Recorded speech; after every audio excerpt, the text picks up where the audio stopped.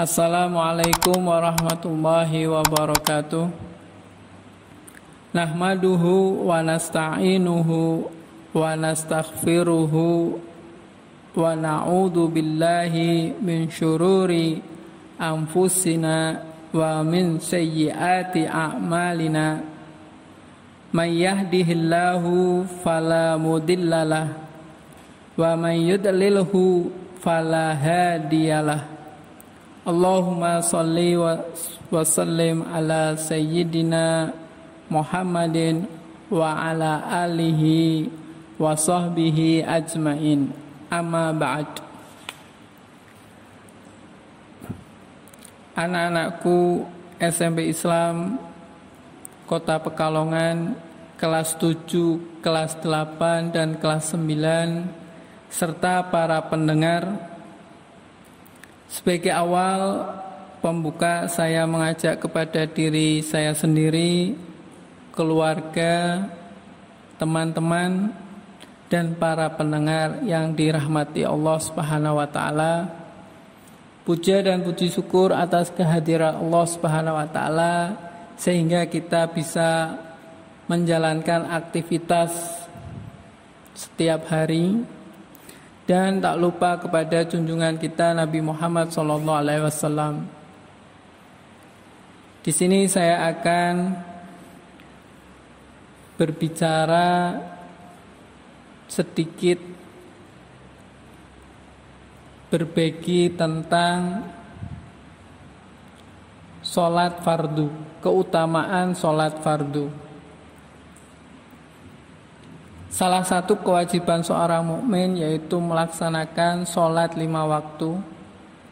Kewajiban sholat 5 waktu dijelaskan dalam Al-Quran surat Ar-Rum ayat 17 dan 18 yang berbunyi, Bismillahirrahmanirrahim, Fasubhanallah khina tumsuna wa khina tusbihun walahul hamdu fis samawati wal ardi wa asyiyan wa khina tudhirun.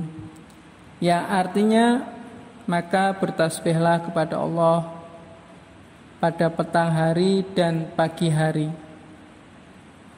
waktu subuh, dan segala puji baginya baik di langit, di bumi, pada malam hari dan pada waktu zuhur atau tengah hari. Salat diwajibkan kepada seorang mukmin yang telah memasuki usia baligh dan mumayyiz atau berakal. Perintah melaksanakan salat 5 waktu merupakan perintah langsung dari Allah Subhanahu wa taala kepada Rasulullah SAW melalui peristiwa Isra wal Mi'raj. Allah memerintahkan kepada Rasulullah SAW itu mengajak keluarganya mendirikan sholat sebagaimana firman Allah pada surat At-Toha ayat 132 yang berbunyi, wa'mur ahlaka bis sholati wastabir alaiha la nas'aluka rizqan nahnu narzuquka wal aqibatu littaqwa. Yang artinya, perintahkanlah keluargamu mendirikan sholat dan bersabarlah kamu dalam mengerjakannya. Kami tidak meminta rezeki kepadamu, kamilah yang memberikan rezeki kepadamu. Akibat yang baik itulah adalah bagi orang-orang yang bertakwa. Surat At-Toha ayat 132.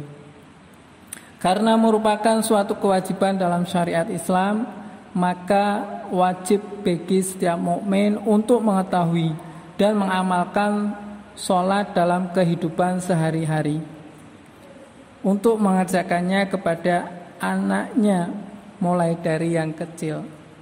Para pendengar yang dirahmati Allah Subhanahu wa taala, tuntunan sholat dimulai dari menjalankan syarat dan rukun sholat Syarat sholat merupakan perbuatan maupun ucapan yang harus dilakukan sebelum mengerjakan sholat. Syarat sholat yaitu beragama Islam, suci dari hadas besar dan hadas kecil, sudah baligh dan berakal atau mumayyiz, mengetahui tata cara sholat, sudah memasuki waktu sholat, menghadap kiblat, dan menutup aurat bagi yang dengan syariat agama Islam. Untuk perempuan seluruh tubuh kecuali muka dan telapak tangan, dan untuk laki-laki dari pusar hingga lutut. Para pendengar yang dirahmati Allah Subhanahu wa taala, keutamaan sholat di sini memiliki kedudukan yang sangat tinggi dalam Islam. Sholat adalah tiang agama, juga batas pemisah antara keislaman dengan kekufuran dan kemunafikan. Oleh karena itu Rasulullah SAW memberikan perhatian ekstra terhadap masalah sholat. Beliau SAW memberikan contoh pelaksanaannya secara detail, dari awal sampai akhir, dari takbir sampai salam. Ini semua menunjukkan pentingnya sholat dalam Islam. Harusnya ini sudah cukup sebagai motivasi bagi kita, kaum muslimin, untuk selalu bersemangat dalam melaksanakan sholat. Terlebih jika kita memperhatikan berbagai keistimewaan sholat, maka tidak ada alasan lagi bagi kita untuk bermalas-malasan dalam melaksanakannya. Para pendengar yang dirahmati Allah Subhanahu wa taala, berikut ini ada beberapa keistimewaan keutamaan dalam sholat. Yang pertama, sholat itu bisa mencegah pelakunya dari perbuatan keji dan mungkar. Dalam firman Allah Azza wa Jalla berfirman dalam surat Al-Ankabut, Bismillahirrahmanirrahim, Inna sholata tanha anil fahsya'i wal munkar waladikrullahi akbar wallahu ya'lamu ma tasna'un. Yang artinya sesungguhnya sholat itu mencegah dari perbuatan keji dan mungkar, dan sesungguhnya mengingat Allah dalam sholat adalah lebih besar keutamaan dari ibadah-ibadah yang lain, dan Allah mengetahui apa yang kamu kerjakan. Yang kedua, sholat merupakan amalan terbaik setelah 2 kalimat syahadat. Ini berdasarkan hadis dari Abdullah bin Mas'ud radhiyallahu anhu yang mengatakan, Sa'altu Rasulullah sallallahu alaihi wasallam ayu amali afdalu, qala as-sholatu liwaktiha. Qala qultu summa ayu, qala birrul walidain. Qala qultu summa ayu, qala al-jihadu fi sabilillah. Yang artinya, aku pernah bertanya kepada Rasulullah SAW, apakah amalan yang paling afdol atau terbaik ya Rasulullah SAW? Rasulullah pun menjawab, sholat pada waktunya. Ibnu Mas'ud bertanya lagi, lalu apalagi ya Rasulullah?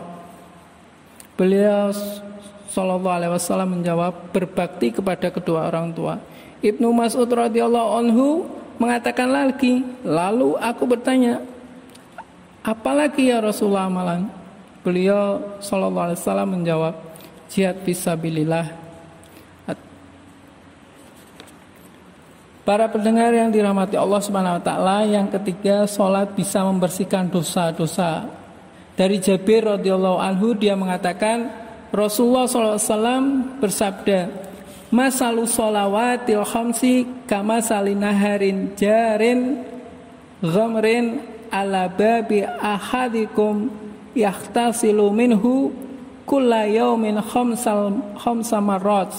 Yang artinya sholat fardu yang 5 waktu itu seperti sebuah sungai yang airnya mengalir melimpah di depan pintu rumah Salah seorang di antara kalian ia mandi dari air sungai itu setiap hari 5 kali. Subhanallah. Yang keempat, sholat bisa menggugurkan dosa. Disebutkan dalam sebuah hadis dari Abu Hurairah radhiyallahu anhu, Rasulullah SAW bersabda, as-shalawatul khams suwal jumu'atu ilal jumu'ati wa ramadhanu ila ramadhana mukaffiratu ma bainahunna idat tanabal kabair.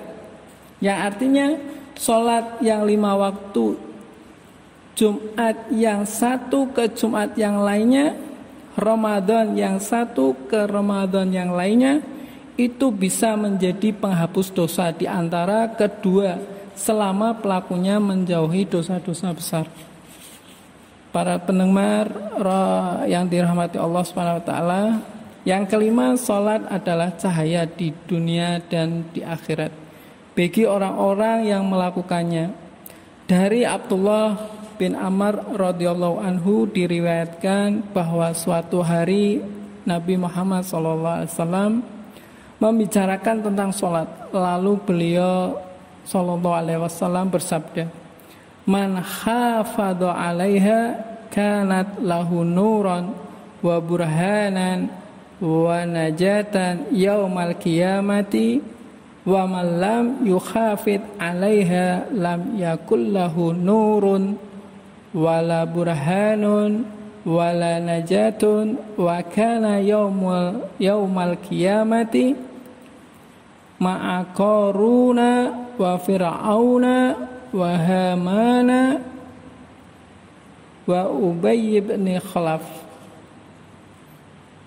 Yang artinya barang siapa yang menjaga sholat 5 waktu, maka sholat itu akan menjadi cahaya, bukti dan keselamatan baginya pada hari kiamat.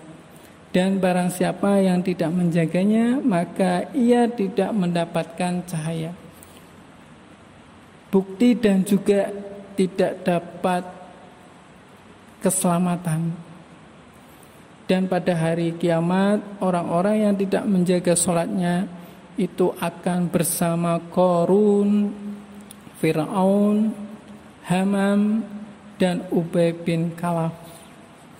Para pendengar yang dirahmati Allah, yang keenam, Allah mengangkat derajat dan menghapus dosa kesalahan dengan sebab sholat. Ini berdasarkan hadis Thauban radhiyallahu anhu yang bersama Rasulullah SAW. Beliau SAW bersabda kepada Thauban radhiyallahu anhu, alaika bikasrati sujudi fa innaka la tasjudu lillah sajdatan illa rafa'akallahu biha darajatan wa hatta angka biha khoti'atan.